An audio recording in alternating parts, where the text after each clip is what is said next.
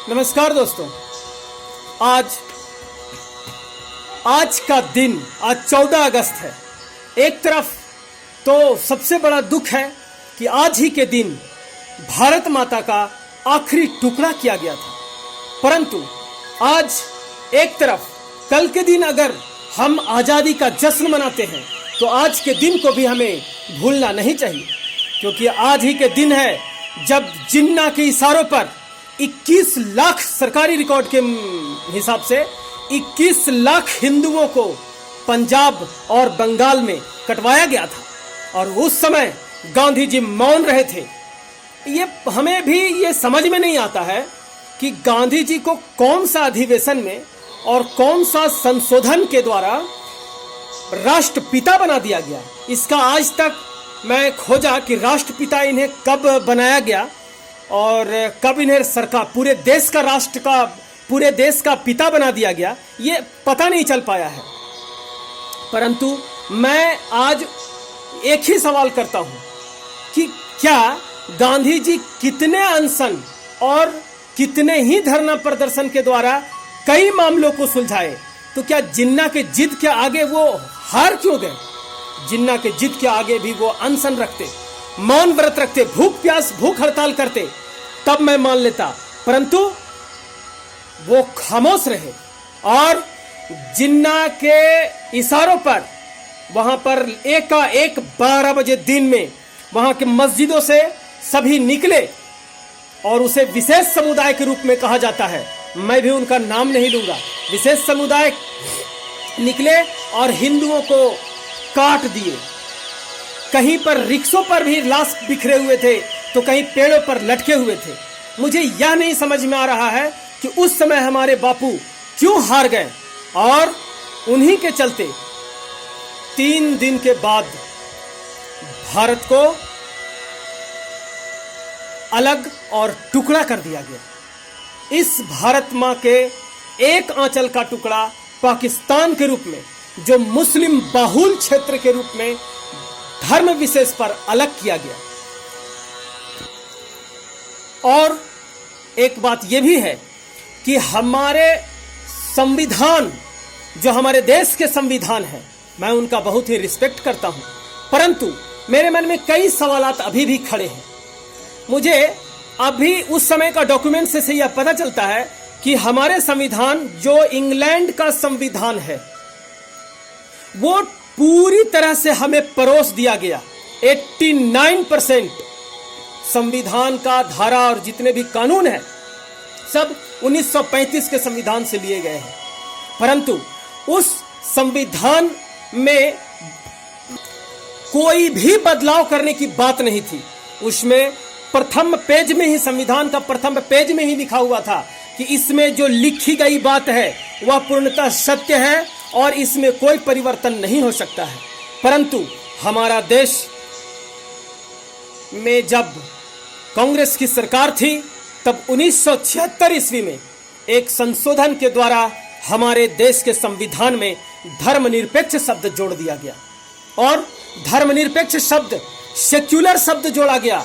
Secular का अर्थ किसी को पता नहीं है और यहां तक मैडम इंदिरा जी के द्वारा जब यह बोला गया कि सेक्युलर शब्द भी जोड़ा जाए तो सेक्युलर शब्द का जो अर्थ निकालने के लिए बहुत सारे डिक्शनरी छान मारी गई, परंतु सेक्युलर शब्द का अर्थ नहीं मिला, क्योंकि यह तो इंग्लैंड के डिक्शनरी में होगा ना, और सेक्युलर शब्द का अर्थ धर्मनिरपेक्ष नहीं होता है।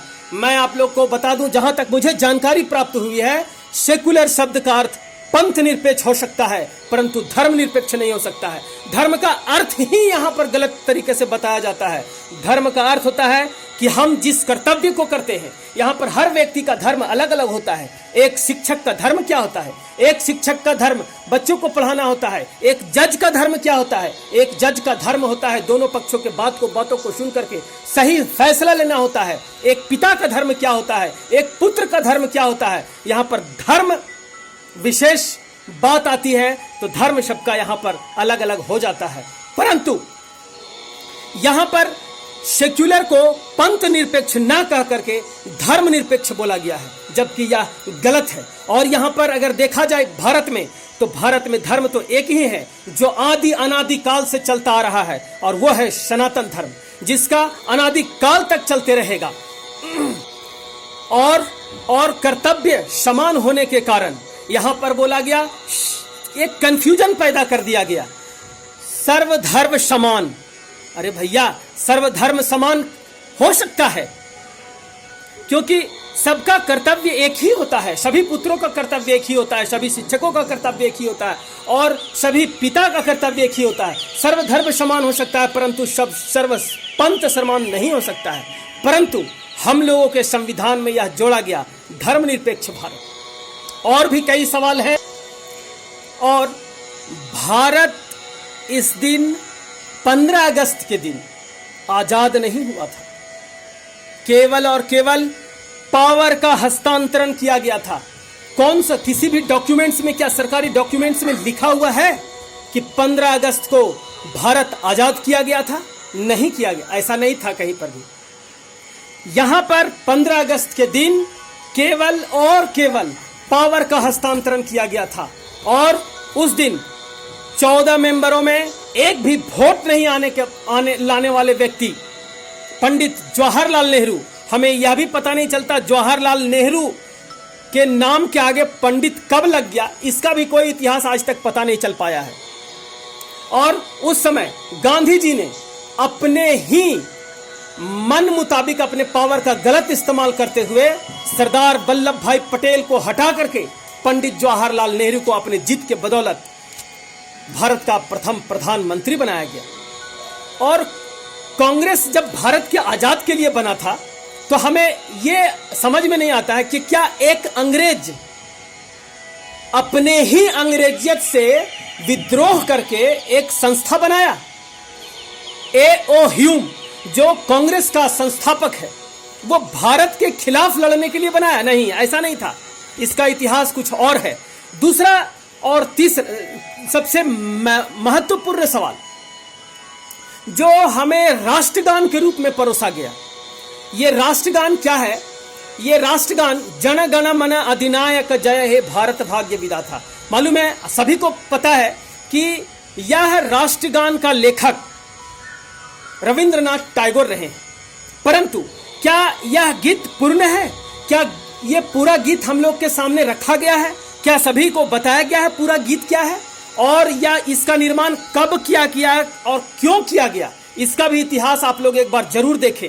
गूगल पर दिया हुआ है कि जनगण मन का क्यों लिखा गया था और कब लिखा गया था और किसने लिखा था।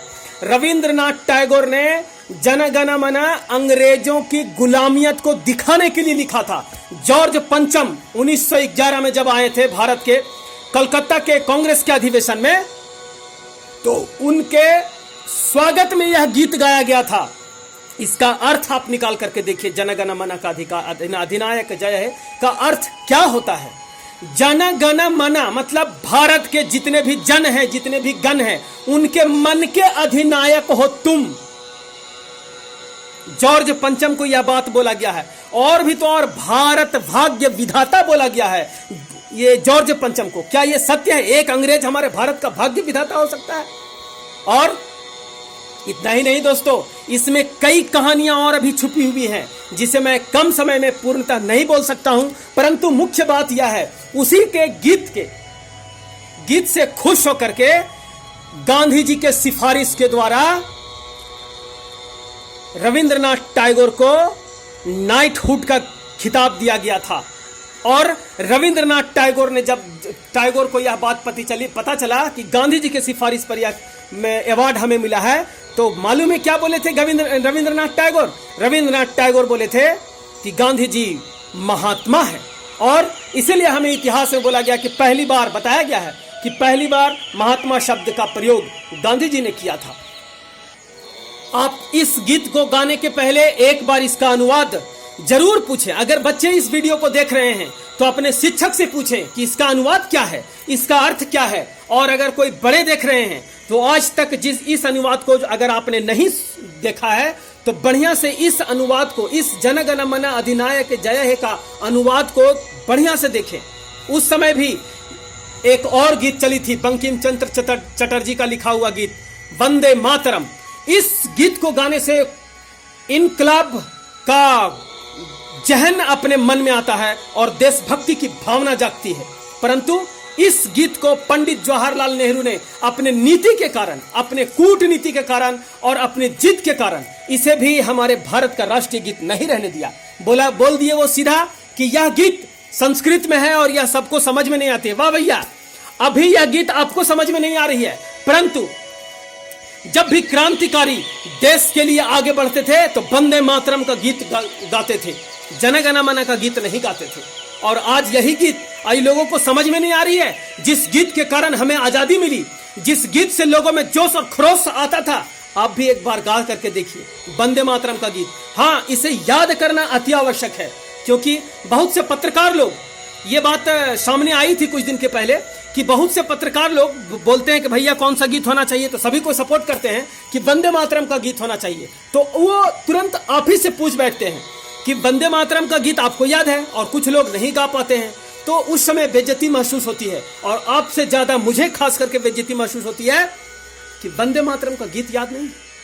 आज का समय, अभी तो लॉकडाउन चल रहा है, आपके पास पूरा समय है, आप वंदे मातरम का गीत पूरा याद कर लीजिए और कल झंडोत्तोलन कीजिए, इसमें कोई दिक्कत नहीं है, और जन गण मन भी गाइए, परंतु इसका अर्थ निकालिए और इसे परिवर्तन करने का अपील मैं सरकार से करता हूं। और आप लोग भी इस वीडियो को इतना शेयर करें ताकि हमारे प्रधानमंत्री नरेंद्र मोदी तक यह वीडियो पहुंच सके कि जन गण मन को हटा करके वापस राष्ट्रीय गीत, राष्ट्रगान हमारा वंदे मातरम होना चाहिए। वंदे मातरम। मैं पूरा गीत कल सुनाऊंगा आप लोगों को, क्योंकि अभी समय नहीं है और वीडियो काफी लंबा हो जाएगा। और इस वीडियो को लाइक मत कीजिए तो मत कीजिए, परंतु शेयर जरूर कीजिए, क्योंकि जानकारी आपको देना कर्तव्य है, आपका धर्म है। धन्यवाद।